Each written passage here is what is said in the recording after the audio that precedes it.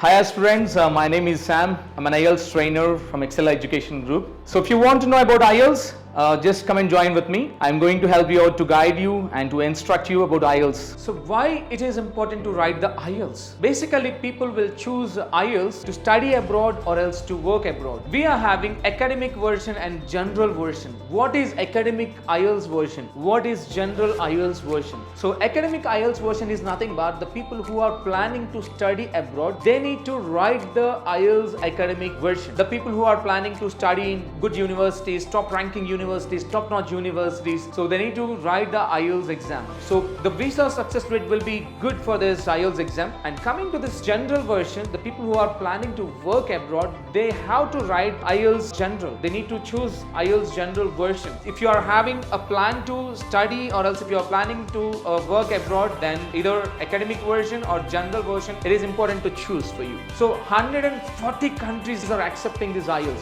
We have a vast community and vast circle for this IELTS exam. So I suggest you and I recommend you, if you learn IELTS, you can develop your vocabulary, you can develop your sentence formation, you can develop your fluency, pronunciation, many things you are going to develop for this IELTS. So I advise you to join with me to learn more about IELTS. If you are a beginner or else if you don't know about IELTS, so just listen carefully. I'm going to explain about IELTS. We are having 4 modules in IELTS: the listening, reading, writing and speaking. These are the 4 modules we are having in IELTS. So basically, what is listening? Listening is all about you are going to listen the abroad speaker's accent here and you're going to write about the audio clips. You are having certain question types about the listening audio tracks. You're going to hear and you're going to write the answers for that listening. And you'll be having 4 sections in the listening module. The section 1, section 2, section 3, section 4. All the 4 sections consist of 40 questions and you'll be having 40 questions for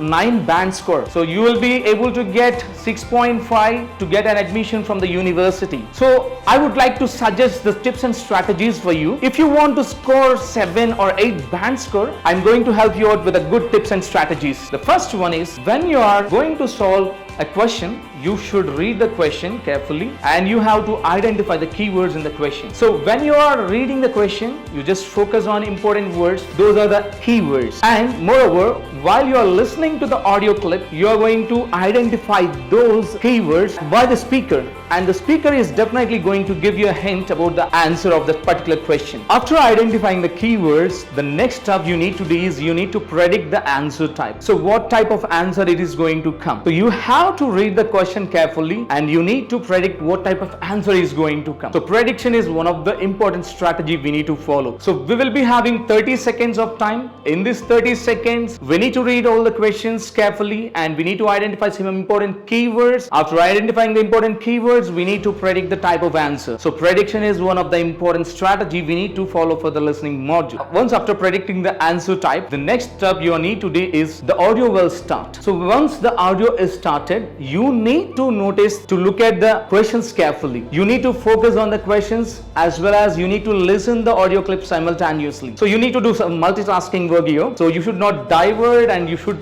pay attention to the audio clip. So the next strategy is you need to pay attention on the audio clip, because if you did not focus much on the audio clip, you will not understand where you are listening. It is important to understand the audio clip. So pay much attention on the audio clip. Don't divert your mind and focus on the questions carefully. One more important thing is, after paying attention, you should have an idea about the paraphrasing and synonyms. So it is one of the heart of IELTS actually. Without a paraphrasing and synonyms, there is no IELTS. But to be honest, we should have good idea about paraphrasing and synonyms. So try to concentrate on this paraphrase and synonyms information. So first of all, we will discuss about paraphrased information. Paraphrased information is nothing but the speaker will not use the same question words while the speaker is mentioning in the audio clip. The speaker may use different words or else different alternate phrases to explain the same question meaning. So I suggest you to focus much on the paraphrased information. So the meaning should be the same. The speaker will use the same meaning, but ultimately the words will be different. So this is called paraphrasing. Coming to the synonyms, synonyms are nothing but one of the part of the paraphrase actually. So the words will be different but the meaning is same. For example, important, crucial, essential, necessary are the similar words of the important. This is about the synonyms and paraphrases. So we should have good concentration on the paraphrased information and the synonyms, because the speaker will not use the same words what are mentioned in the question. So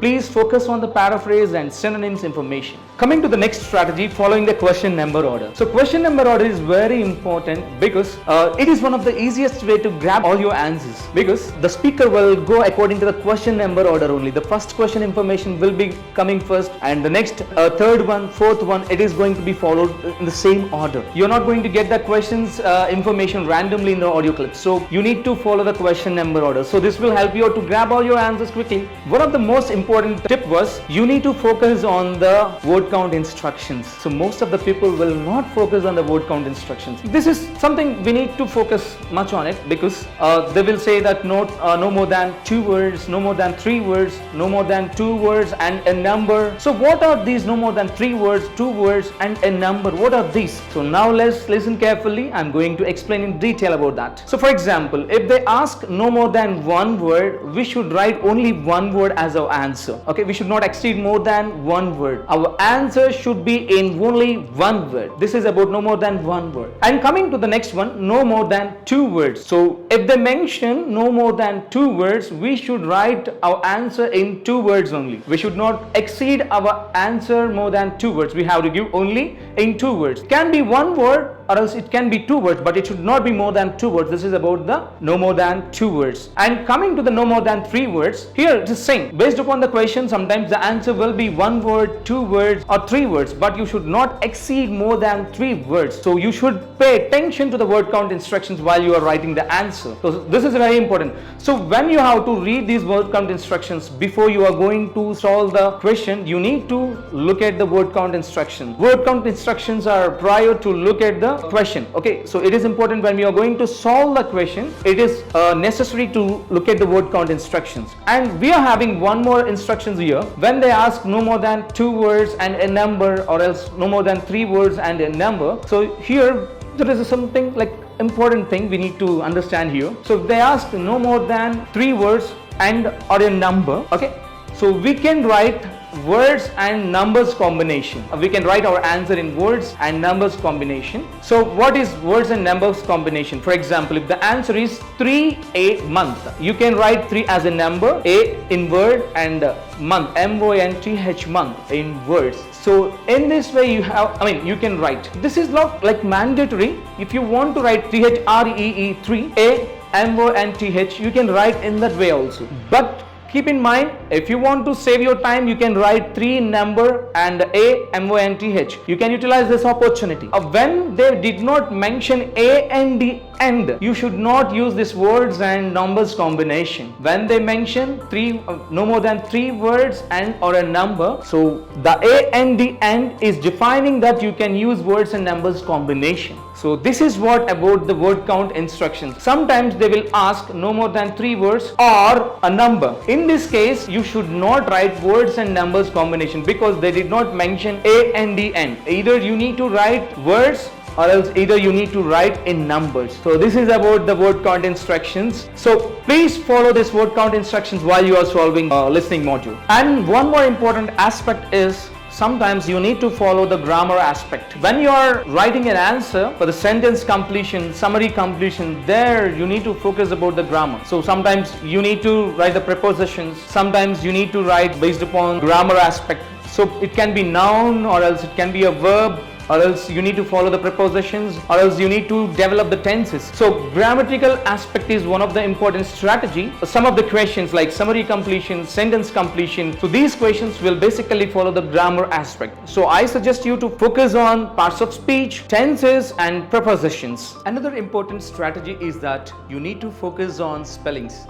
So if you didn't write proper spellings, then you're going to lose your band score. So I suggest everyone to focus much on your spellings, because spellings are going to play a prominent role in IELTS. Coming to the writing module and coming to the reading and listening, all these 3 modules, you need to focus much on your spellings. So if you are going to write improper spellings or else wrong spellings, they are going to cost for you.